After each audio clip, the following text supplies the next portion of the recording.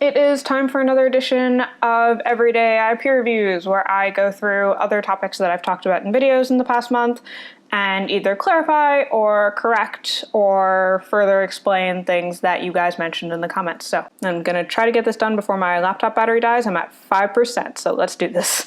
First off, we had someone on my Team Trees video point out that sea level rise comes from the thermal expansion of water and not so much the melting ice caps. This is true.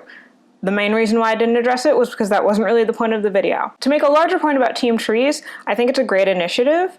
Nothing about it directly points to climate change, and most of the videos that people did not point to climate change, which for political reasons I think was probably the best idea. So I was more interested in making sure that my video actually touched on climate change and the link between climate change and planting trees, which is also a contested thing. There was a Wired article that dropped on the same day that basically pointed this out. So for future videos that focus a lot more on the intersection of AI and climate change, I will get more into the nitty-gritty details, but for the purposes of this video, I was mostly interested in getting a point across and helping us reach 20 million trees, which I think we're at like 15 or 16 million now, which is pretty crazy. Another thing I wanted to talk about, I think I'm basically gonna have to redo this video again at some point, so now I'm just waiting for more research to come out before I do it.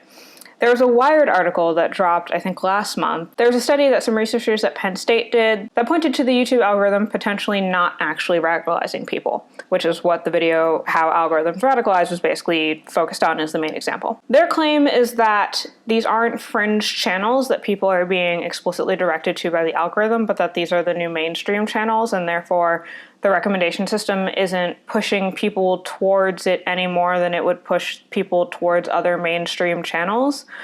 I think that between the lack of research on this topic and the fact that your definition of like mainstream is still somewhat subjective in this field, that I'd still just like to see more research on this topic before anyone makes any real conclusions.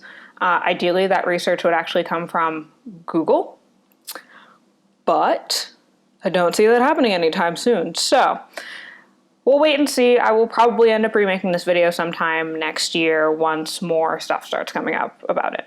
Second to last, someone in the comments recommended 2 great papers from the AI reproducibility video that you might want to check out if you're interested in learning more on the topic from a technical perspective. I'll include them up here, but we'll also put links in the description so that you can check them out. And last but not least, in my last Q&A video, someone expressed their disappointment that I can't share my research for patent reasons. To be clear, it's not patent reasons per se that I can't talk about it. Well, I don't know if we're planning on patenting any of the work that we're doing. We're not planning on patenting anything that I'm doing right now, but we are planning on eventually publishing it. And it's in a field where the competition, I think, is a little bit higher than in other projects. And this is only one aspect of my research. There are a couple of different avenues that my research goes down. So it's not that like the capitalistic system means that if I say anything, then I'm going to be outcompeted by some other manufacturer who's going to get there before me.